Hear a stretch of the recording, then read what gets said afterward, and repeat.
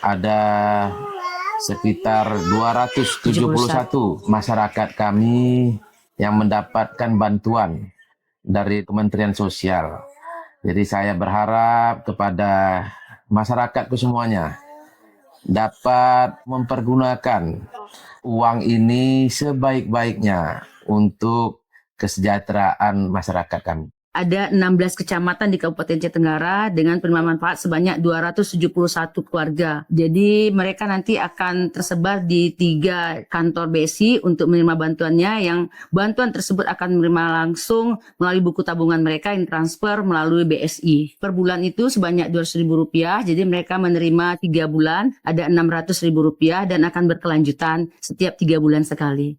Yang kita berikan hari ini adalah buku tabungan dan kartu keluarga sejahtera beserta PIN mailer yang sudah ada di buku tabungannya. Bank Syariah Indonesia Aceh Tenggara siap melayani Bapak Ibu penerima kartu keluarga sejahtera, terutama program sembako ini, di 3 cabang kami. Dan ada juga BSI agen kita yang tersebar di Aceh Tenggara sebanyak 498 outlet.